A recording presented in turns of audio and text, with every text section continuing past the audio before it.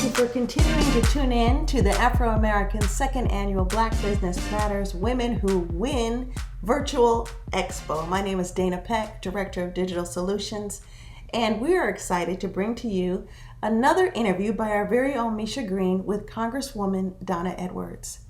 Congresswoman Edwards became the first Black woman elected to represent Maryland's 4th Congressional District. A Democrat, she served in that role until 2017.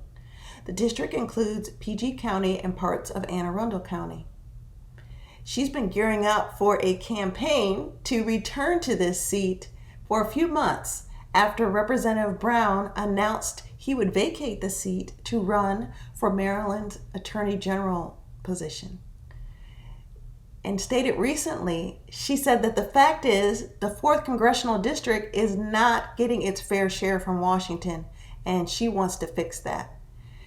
She plans on going back with more seniority than most of the people in that building, making sure that the 4th Congressional District does not just have a seat at the table, but a seat at the forefront. Please enjoy this next segment on Women in Politics. Why not you? Hello, everybody, and welcome to the Women in Politics. Why not you panel? Oh, I love this title, not only because as a Black woman, I have to question, why have I never been interested in politics myself, as opposed to, just writing about it all the time for the Afro.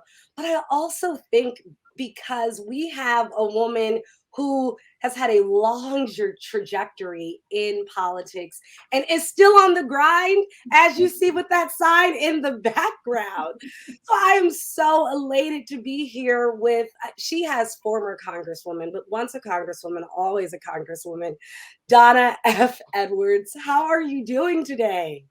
I am doing great, and I am so excited to be here and to have this conversation. I can barely stand it to wait.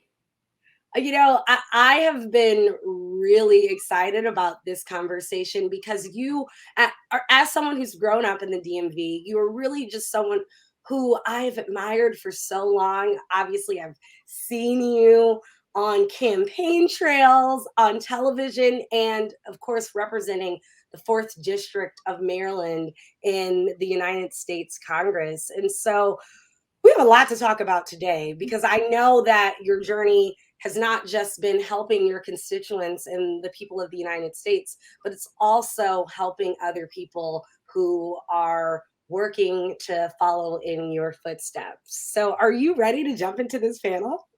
I am so ready for this discussion. Yay!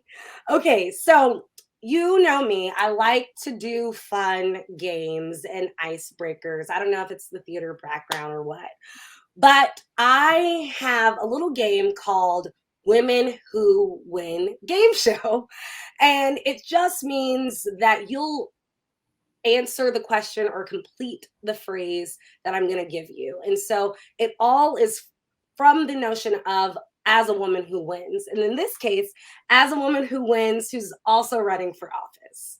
Are you ready? I'm scared and ready. That's perfect. Scared is okay, because I hear if your job doesn't scare you, run. So first fun question. You have a big campaign speech to make for a tough crowd. What are you eating for breakfast?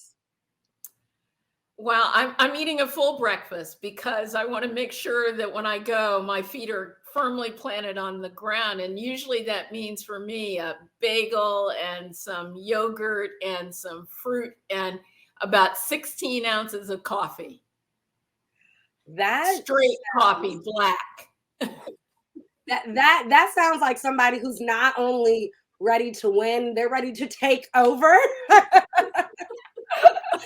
I love that. So let's get into the nitty gritty of things. And I want to look from the perspective of where we are. We're still dealing with the COVID-19 pandemic. Luckily, numbers are lowering and we're not seeing as many lives lost. So thank goodness for that. But I want to sort of assess how you're doing in relation to all of that.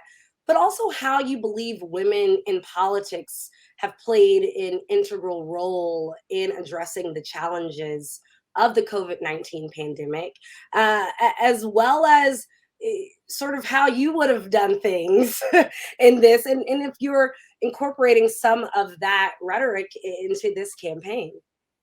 Well, it's been a long 2 years, I think, for all of us. And I think I have struggled like others have of being mostly stuck at home. I do broadcast television from my living room. So I've been able to invite millions of people every week for the last 2 years into my private space. And so I'm getting used to that. But I think that I feel really confident about where we are. And part of the reason that I do is because I know, like, millions of other people around the country, and certainly here in Maryland, I got my first vaccine. I got the second vaccine. I got a booster. If they offer another one, I'm going to get that too. I've been wearing my mask like crazy. I have all of these really funky masks that I am going to be sad to actually give up because they match my clothes, they match my furniture, you name it. And so we've adjusted, but I tell you, this pandemic has really taken the largest toll on Black communities and Black families, both in terms of the lives lost. I know that I've lost family members to COVID, and others who are suffering long COVID, long haul COVID. And so we don't know what that looks like in the next decade or 2 decades. And Black owned businesses have suffered tremendously, especially women owned businesses. Women actually have borne the brunt of the COVID pandemic because no matter how much the guys say that they do stuff at home, it turns out that women are still the principal caregivers. They're the ones who see to the children's school, and they've been doing that and juggling, having classroom in one room and, going to work on their computer on Zoom or whatever platform in another room. And so it has taken a heavy toll.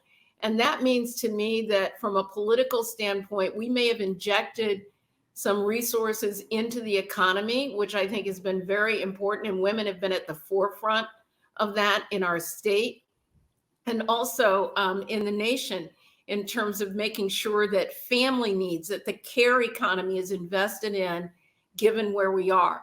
But there is so much more to do to fully recover. And I go back to the 2008-9 recession, where it took Black families longer and more to recover than it did other families. And I think that we are facing that right now. And it's going to be incumbent on every politician, and I will be one of them in the United States Congress, making sure that our communities not just recover, but thrive post-pandemic.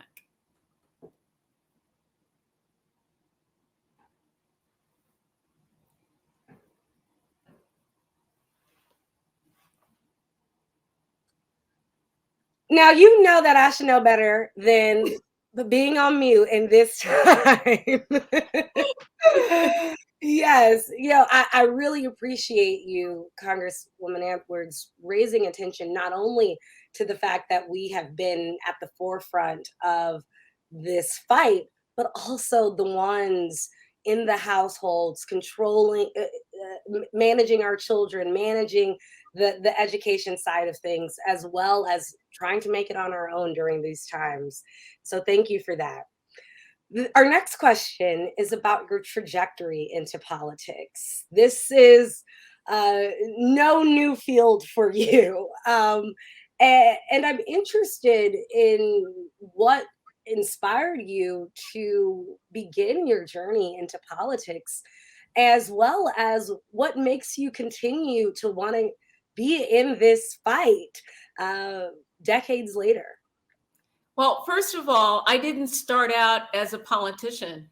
I started this journey really as a mom and a member of my community, fighting for the things that we wanted in our communities in terms of our roads and our schools and our economic development.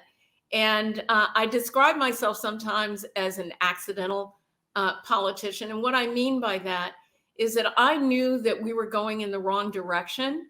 And I went around and tried to find somebody who would run against the incumbent member of Congress, who would challenge him to do better for our communities. And I couldn't find anyone. And so one morning, literally on Good Friday, I woke up, I looked in the mirror, and I said, Donna, you should run. And, classic Donna, I talked back to myself and told myself I should run. So it's great when you can get validation from the reflection in the mirror. And I drove to Annapolis. I filled out a couple of pieces of paper. I wrote the check for the filing fee, and I became a candidate for Congress. And part of the reason that I share that story is because there's not a single woman who's listening today, who's in our audience today, who is not a politician or a politician to be. And frankly, I think that we need more people who come out of their lived experience in the halls of Congress and in all of our elected offices, because it's through our experience that we understand what the needs are in our communities.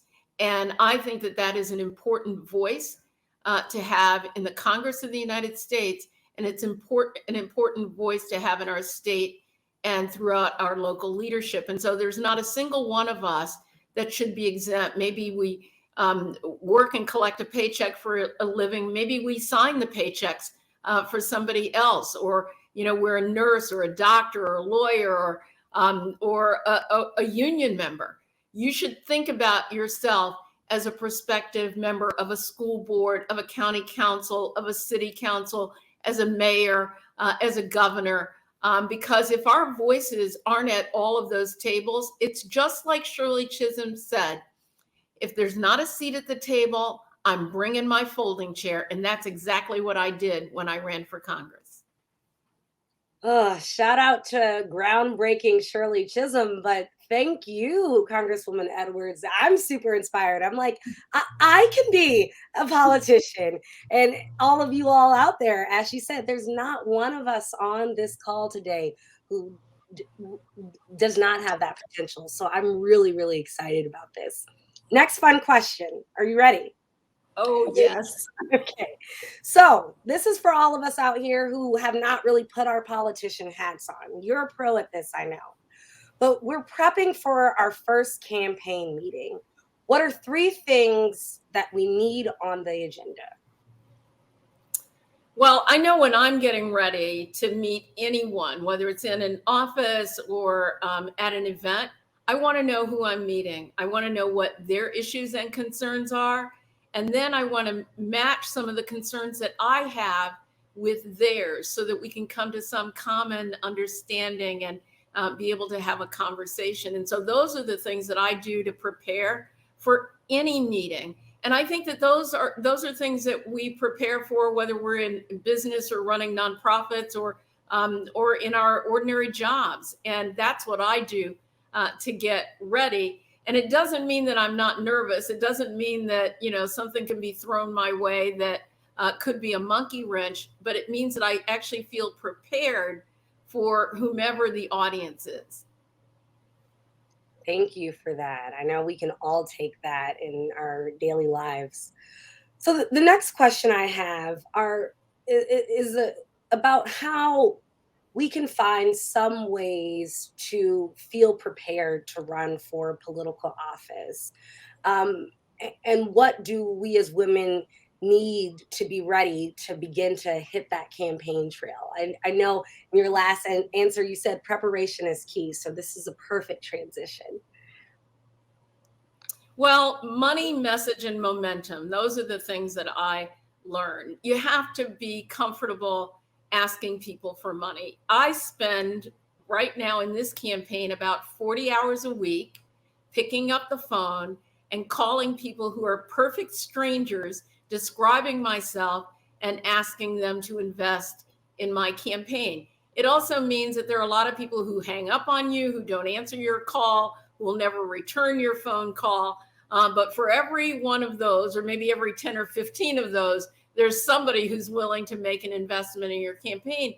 And I think we, as women, we're accustomed to asking people for money to support a cause or an event or an activity. We are less accustomed to asking people to invest in us, whether that is asking a banker to invest in our business or an investor to invest in our business or somebody to write a campaign check to support a campaign. And so I think you have to get comfortable with asking for money, because if you don't have money, how are you going to communicate with voters?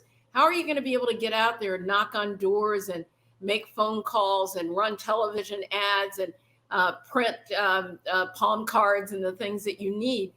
So you have to have that money, and then you have to know why you're running. I think it's really important to understand yourself, why you're running. And it is not just to get a title. It has to be more than that. It has to be because you have a deep passion and concern for your community, that you want to be a servant leader. I know that that's what drives me. And if I don't have that passion driven by something other than just putting a title in front of my name, then I need to sit it out. And that's the decision that I made going into this into this race. I served 5 terms in the House of Representatives. I came in a special election. I hit the ground running. But what that means is I have almost a decade of seniority and experience and understanding about how to get the job done in a very complicated environment, much more complicated than a decade ago. And it is with that that I go in with a passion to serve, to make sure that we begin to deliver on some of those things I talked about earlier that are going to be our post-pandemic needs in our communities, both for the 4th Congressional District in Maryland, for our state, and of course, for our republic. And believe me, our republic is in danger right now. I have chills as I listen to you, Congresswoman Edwards. Your passion is just so clear, and it exudes in so many ways. And so you guys remember, we need the 3 M's if we want to get into this world. But you know, the messaging that you carry within the 3 M's, I think, would not be the same if you weren't that caring mom and caring resident of and caring United States citizen who wants to see some change in the community. Question 4, or technically it's a little bit more because we've thrown our fun ones in there, but of the real ones. Who are the people that have supported you during your time in politics? And what are some of the resources aspiring politicians should look into when considering running for office? Well, such a good question, because I think in politics, you have friends who are temporary friends, who are political friends, but who aren't your real friends. And I think it's important always to know the difference. And so for me, my family, I'm grew up in a really close family. And part of the reason is because as siblings and with my parents, my dad was in the Air Force. And he spent 30 years in the United States Air Force. And I grew up in every region of the country. We traveled. I went to 14 different schools when I was growing up. And when you're in an environment like that, your best friends are your siblings. And fortunately, with 6 of us, there were enough, for a basketball team and an extra for a sub. And so I really rely on my family to keep me grounded. And what I love most is that it didn't matter that I was sworn into the United States House of Representatives by the first woman speaker, Nancy Pelosi. It didn't matter that I shook the hand of President Obama as he was coming onto the floor of the House to deliver a State of the Union message. When I showed up at dinner with my mom and my siblings, they ground me. They let me know that I have to wait in line to get my plate served in the same way that they do. And I think it's important to have that kind of grounding so that you don't get lost in the meeting all the muckety mucks and, having conversations with world leaders. Those things are really important to guide leadership, but they do not ground you in terms of who you are. And for me, that means that keeps me focused on real needs of my constituents and of our country. I love that because we all know there's nothing like family that reminds us who we are and whose we are. Oh goodness, that's amazing. I'm just envisioning the same woman who I've seen fight fearlessly in Congress, having to wait in line for her older siblings or whoever to get their plate of food. Unfortunately, I'm the oldest sibling, but they make me wait. That will tell you something, y'all, about family right there. That will tell you a lot about family, but that also shows you were born a servant because you had to serve 5 other humans, in addition to the people that you now have done so beautifully and well, as you said, over the course of a decade in Congress and since. Again, I have chills just listening to you today. So I'm curious, as a Black woman, why it has been important to have your voice part of these government conversations, not only locally, but of course nationally. And we talked a little bit offline about this in terms of the world of real estate. But of course, you've worn many hats of advocacy in Congress as a Black woman. Can you tell us a little bit about that?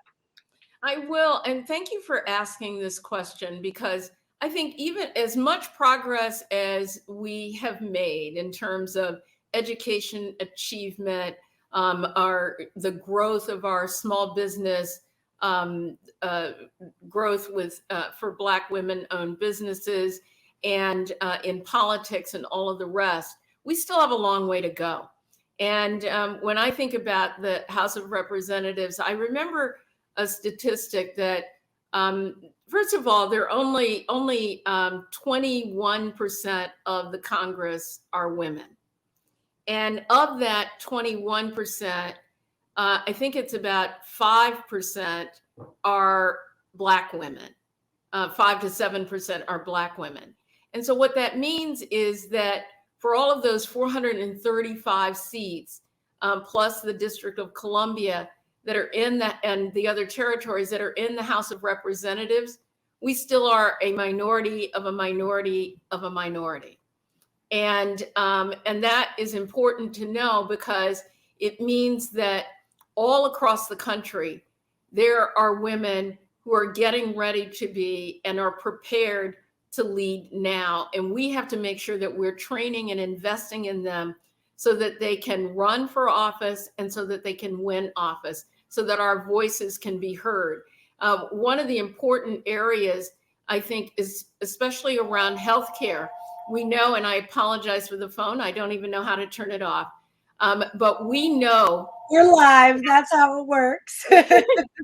we know that with healthcare, there are so many health disparities that affect our communities, and particularly Black women maternal health and the dangers that Black women face when they face childbirth, that more children die in childbirth, that more women die in childbirth or become very, very ill. And these are issues that we can put on the table in a way that other legislators may not even think about. I'll give you one example of that. When I first came to Congress, I had spent some time going around to schools, looking, being in classrooms with educators. And I noticed that in some of our most difficult communities and most hard-pressed communities, our Title I schools, kids who receive free and reduced breakfast and lunch. And I know I would say to the teachers, why do they come in like over the weekend if I'd visit on a Monday and they just rush to get to that breakfast? And the teachers would say to me, it's because they barely ate over the weekend. And I knew about a program called the After School Suppers Program. And the very first piece of legislation that I got passed when I became a member of Congress was to enable Maryland, which has a high proportion of students who receive free and reduced breakfast and lunch, to also get supper in their schools and their after school programs. And part of the reason that I was sensitive to that is my own experience when I was underemployed and newly separated from my husband of struggling to put food on the table. And I would do a combination of using my paycheck that I got at the end of the week and going around to the various food pantries to get fresh fruits and other items to make sure that my son was able to eat a healthy meal. And I thought about those children, and we ask a lot of children. We ask them to show up at school, to be prepared, to do their homework, and all of those things. And there's not a single one of us in this room or in my living room who could do a decent day's work if you were hungry. And yet we expect hungry children to perform at their best. Those are things that government can do something about. And that is one of the reasons I want to go back into Congress, because I know that we continue to have pressing needs in all of our communities. And if I don't carry that voice, if Black women don't carry the voices of our children, our families, of women in our communities, then no one else will step up to the plate.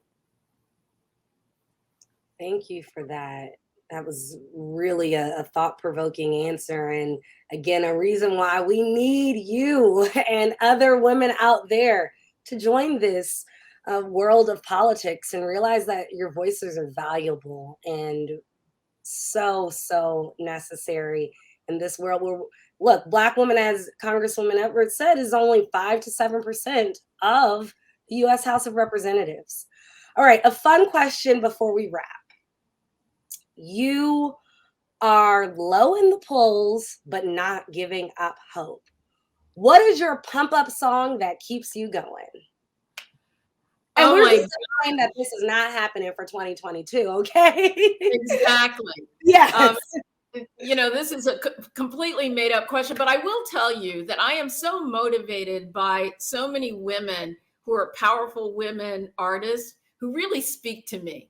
And, you know, so should I go with I'm Every Woman, Shaka Khan version? Should I go with I Am Woman, Helen Reddy? Shall I go with Girl on Fire, Alicia Keys? I have a whole list from Taylor Swift to Lizzo to Shaka Khan in terms of the women who keep me motivated. And sometimes in my car, when I'm going to an event, I turn that music up really, really loud and I sing, even though I can't even carry a tune. I love that. You know, so guys, I think that, and Congresswoman, correct me if I'm wrong, but I think even if you're not low in the polls and just want good pump up songs, can we steal that playlist of yours? Absolutely. I love that. Oh, those are great. So final question before we wrap, which is, do you have any further advice or last thoughts for someone out there who is pretty confident that they know they want to make a difference, but afraid to pull that trigger?